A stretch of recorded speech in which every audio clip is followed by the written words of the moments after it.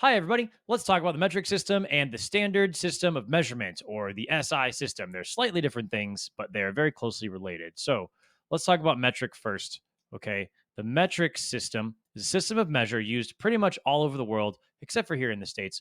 And it's a little bit different from how we measure because instead of using things from, like, let's say you're measuring length, instead of using like inches and feet and yards and miles, you're instead using meters and centimeters and millimeters and kilometers, right? All of that stuff is based around the number 10. Those units are either 10 times bigger, 10 times smaller, or factors of 10 bigger or smaller than each other. Whereas here in the United States, inches, there's 12 of them in a foot. There's 3 feet in a yard. There's 5,280 feet in a mile. That is just a whole bunch of random numbers that have no, they're not related in any way, really. They're not similar to each other. So in the metric system, everything's based around 10. Yay. Okay, so the SI system, or the standard international units, right? These are units used by scientists, right, to help us communicate. So the SI system is basically that doesn't look like a word. It's basically a language system so that people all over the world can speak the same measurement languages. Okay. So basically what it says is, okay, hi, do you want to tell people about length? Okay, great. So if you're going to tell me about length, you better use the correct measurement. You better use a meter. Meter is the SI unit for measurement of length. Liter for volume, kilogram for mass, Kelvin for temperature, which are like, what the heck is that? Don't worry about it. We'll worry about it later. Time is measured in seconds. These are the ways you report units in the standard system, the SI system, because that's going to allow people all over the world, despite whatever system they use, they'll be able to speak that language because everyone in the world has agreed that we're going to use this thing called SI, Standard International, or I think it's International. It's French. I don't know, man. All right. So that's that. Okay. Moving on. Okay, so we're actually here to learn about the metric system. That's what this lesson's all about. I just wanted to throw that SI thing in there for you. So let's look at this. So you pull your basic or your base measurement items out. Here we've got meters, grams, and liters, and you'll see that the prefixes are all underlined with a letter or with an underline. So meters M, grams are G, liters are L, right? And then you've got your prefixes: kilo, hecta, deca, deci, centi, milli. Okay, you can. All right. So kilo is 1,000 times bigger than a meter. Now, what's cool about this is hecto is 100 times bigger than a meter, which makes it 10 times smaller than kilo. Deca is only 10 times bigger than a meter, which makes it 10 times smaller than hecto, right? So if you start here at meter, so we're going to use meters because that's what I want to talk about because we're going to be measuring length anyway. And this is all about physics, right? So when we do physics, we're going to be using a lot of meters for measurement. So if meters are base unit, when we want to convert meters to decameters, we just have to go up one box on the ladder, which means we have to go up 10 times, right? So decameters are 10 times bigger than meters. So let's say we have 100 meters. 100.0 meters. Okay.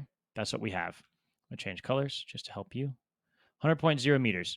We are going to go one box up to convert to decameters. When we do that, we're going to be making our number 10 times smaller because decameters are 10 times bigger than a meter, right? Okay, so what that means is for every decameter, there's 10 meters. So we're going to start with 100 meters, right?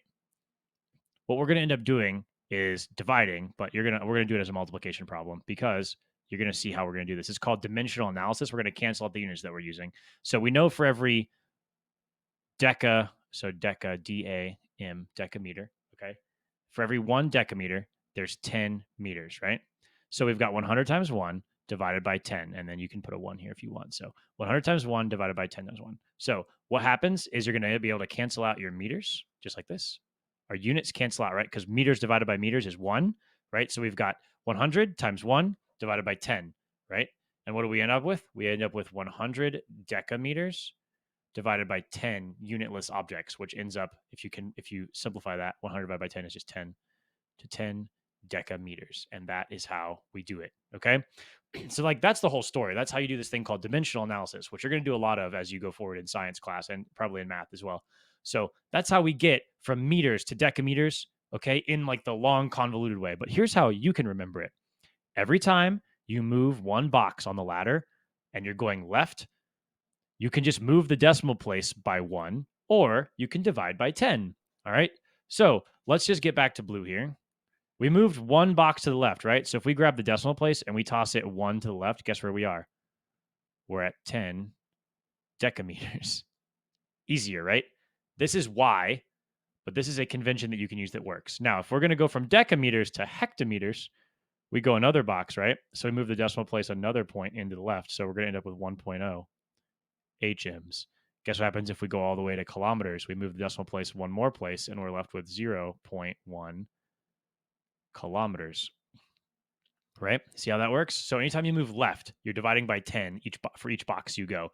So if we started with 476 meters and we were going to go 1, 2, 3 boxes to the left, we would need to grab our decimal place from here and move it 1, 2, 3 boxes, or 3 places over. So we end up with 0.476 kms, right? So that's what happens if you go left. Exact same thing happens if you go right. Sorry, right for y'all.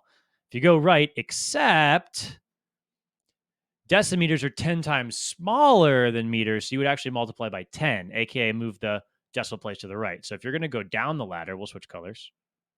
If you're going to go down the ladder from 100, right, you're now at 1,000 decimeters. And you'll see why that's why I wrote DAM for deca, because deci is just DM. Okay. And then as we go down again, we're at 10,000 centimeters. We go down again and it's 100,000 millimeters, because millimeters are 1/1000th of a meter, which means there's 1,000 millimeters in every meter. So if we're going to do another one of these conversions out here, let's take our 100 meters, right? Multiply.